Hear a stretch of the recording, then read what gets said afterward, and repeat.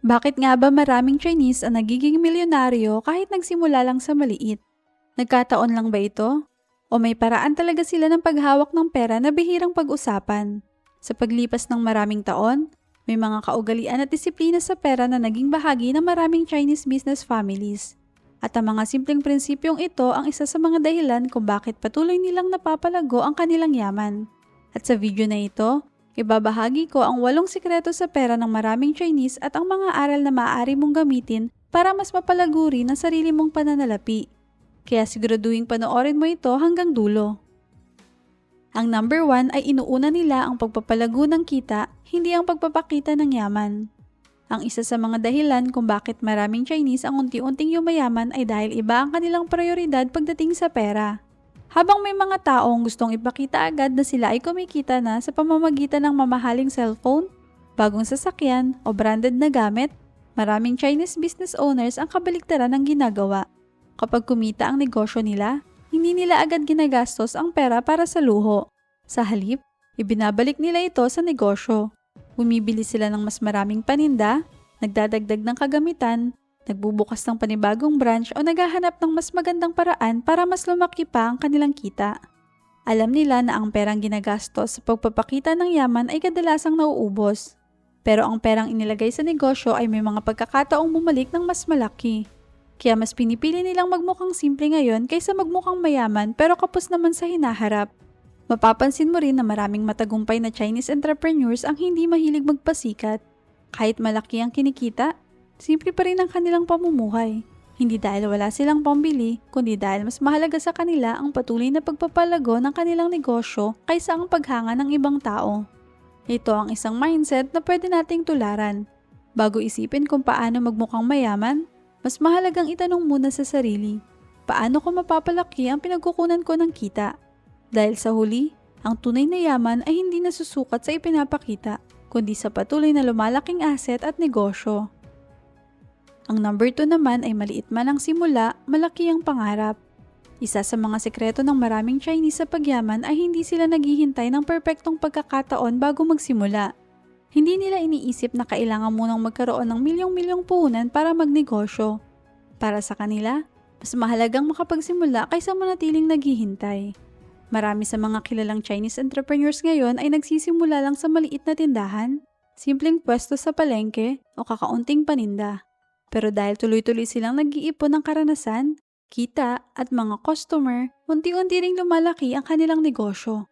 Alam nila na ang maliit na negosyo ngayon ay pwedeng maging malaking kumpanya balang araw, basta hindi sila sumusuko at patuloy na nagpapabuti sa kanilang ginagawa.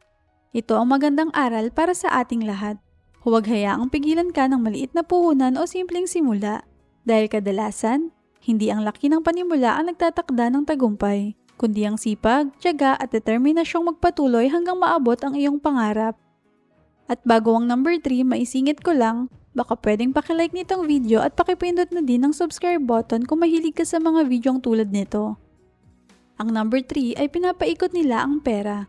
Isa sa mga ugaling makikita ng maraming Chinese entrepreneurs ay hindi nila hinahayaang matenga ang kanilang pera. Para sa kanila, ang perang nakatambak lang ay walang naidaragdag na kita. Kaya hanggat maaari, ginagamit nila ito sa mga paraan na patuloy itong kikita. Halimbawa, mabilis silang nagre-restock kapag mabenta ang isang produkto. Kung may pagkakataong bumili ng paninda sa mas mababang presyo, sinasamantala nila ito para mas malaki ang magiging tubo. Ang mahalaga sa kanila ay tuloy-tuloy ang daloy ng negosyo at hindi napuputol ang pagpasok ng kita. Hindi rin sila basta nagtatabi ng malaking halaga ng walang plano. Alam nilang mas mahalaga ang pagkakaroon ng aktibong negosyo na araw-araw ay kumikita kaysa perang nakahiga lang sa bangko. Magandang paalala ito para sa ating lahat. Hindi lang mahalagang kumita ng pera. Mas mahalagang alam mo kung paano ito gagamitin ng matalino upang patuloy na lumikha ng panibagong kita. Dahil sa negosyo, ang perang patuloy na umiikot ang mas may pagkakataong lumago. Ang number 4 ay tinitingnan nila ang pangmatagalang kita. Isa pa sa mga dahilan kung bakit maraming Chinese ang nagtatagumpay sa negosyo ay dahil hindi sila agad sumusuko kapag hindi maganda ang simula. Alam nilang normal lang na may mga panahong mahina ang benta, kakaunti ang customer o mabagal ang paglago ng negosyo. Pero sa halip na mawalan ng pag-asa, mas pinipili nilang magtiyaga at magpatuloy. Para sa kanila, Ang negosyo ay hindi karera ng ilang buwan. Isa itong mahabang paglalakbay na nangangailangan ng tiyaga, disiplina at tamang pagpapasya. Hindi nila inaasahang yayaman sila sa loob lang ng ilang linggo o isang taon. Ang mas mahalaga ay unti-unting lumalakas ang negosyo at mas nagiging matatag habang lumilipas ang panahon. Kapag may mahihinang buwan, hindi nila agad isinasara ang negosyo. Sinusuri nila kung ano ang dapat baguhin. Maaaring dagdagan ng produkto, pagandahin ng serbisyo, o humanap ng mas epektibong paraan para makahikayat ng mas maraming customer. Nakatuon sila sa paghahanap ng solusyon, hindi sa paghahanap ng dahilan para sumuko. Marami sa mga malalaking negosyong nakikita natin ngayon ay dumadaan din sa mahihirap na panahon bago tuluyan naging matagumpay. Ang kaibahan lang, hindi sila tumigil ng maaga. Ito ang isang mindset na pwede nating tularan. Kung gusto mong makabuo ng pangmatagalang yaman, huwag lang tumingin sa kikitain mo ngayong buwan. Mas mahalagang isipin kung nasaan ang negosyo mo pagkalipas ng 5 o 10 taon. Dahil ang tunay na tagumpay ay hindi nakukuha sa pagmamadali, kundi sa tuloy-tuloy na pag-unlad. Dahil ang tunay na tagumpay ay hindi nakukuha sa pagmamadali, kundi sa tuloy-tuloy na pag-unlad. Ang number 5 naman ay maingat sila sa utang. Isa din sa mga sekreto ng maraming Chinese pagdating sa pera ay ang pagiging maingat sa pag-utang. Hindi nila tinitingnan ang utang bilang masama, pero naniniwala silang dapat itong gamitin ng may malinaw na layunin. Kung mangungutang man sila, kadalasan ay para sa mga bagay na makakatulong na kumita pa ng mas malaking pera. Halimbawa, bagong kagamitan para sa negosyo o pagpapalawak ng kanilang operasyon. Dahil dito, may posibilidad na ang kikitain ng negosyo ang siyang magbabayad sa inutang. Sa kabilang banda, iniiwasan nilang mangutang para lamang sa mga luho o mga bagay na mabilis mawalan ng halaga. Alam nilang kapag ang utang ay napunta sa mga gastusing walang balik na kita, maaari ito maging pabigat sa kanilang pananalapi. Kaya bago ka mangutang, tanungin mo muna ang sarili mo, makakatulong ba ito para madagdagan ng aking kita? O dadagdagan lang nito ang aking gastusin? Dahil ang tamang paggamit ng utang ay pwedeng maging daan sa pag-unlad. Pero ang maling paggamit nito ay maaari ring maging dahilan ng problema sa pera. Ang number 6 ay mahalaga sa kanila ang reputasyon at tiwala. Hindi lang produkto o presyo ang dahilan kung bakit maraming Chinese business ang tumatagal. Isa sa mga pinakamalaking puhunan nila ay ang magandang reputasyon at ang tiwalang ibinibigay ng kanilang mga customer. Alam nilang madaling masira ang tiwala, pero napakahirap itong maibalik. Kaya sa bawat transaksyon, sinisikap nilang maging tapat, maayos kausap at tumupad sa kanilang mga pangako. Kung may napagkasundo ang presyo, iniiwasan nilang bigla itong baguhin. Kung nangakong maihahatid ang produkto sa tamang oras, ginagawa nila ang lahat para matupad ito. At dahil dito, mas nagiging kampante ang mga customer na bumalik at muling bumili. Hindi lang iyon, madalas pa nilang irekomenda ang negosyo sa kanilang pamilya, mga kaibigan at iba pang kakilala. Sa paglipas ng panahon, ang magandang reputasyon ang nagiging dahilan kung bakit patuloy na lumalago ang kanilang negosyo nang hindi kailangang umasa sa mamahaling advertising. Magandang aral ito para sa ating lahat. Ang isang customer ay maaaring bumili ng isang beses dahil sa mababang presyo, pero babalik siya dahil sa magandang karanasan at tiwala. Kaya kung gusto mong magkaroon ng matagumpay at pangmatagalang negosyo, alagaan mo ang iyong pangalan. Dahil sa mundo ng negosyo, ang tiwala ay isang puhunan na mas mahalaga pa kaysa sa malaking kapital. At kung umabot ka hanggang dito, i-comment mo naman sa ibaba kung taga saan ka para alam ko kung hanggang saan nakaabot ang videong ito. Ang number 7 ay marunong silang magtipid kahit lumalaki ang kita. Habang lumalaki ang kita ng maraming tao, kadalasan ay lumalaki rin ang kanilang gastos. Pero sa maraming Chinese entrepreneurs, kabaligtaran ang madalas mong makikita. Kahit lumalago na ang kanilang negosyo, hindi sila agad nagpapapalit ng mamahaling sasakyan o bumibili ng mga bagay na hindi naman talaga kailangan. Mas pinipili nilang manatilihing simple ang kanilang pamumuhay at maging maingat sa paggastos. Ang dahilan ay simple.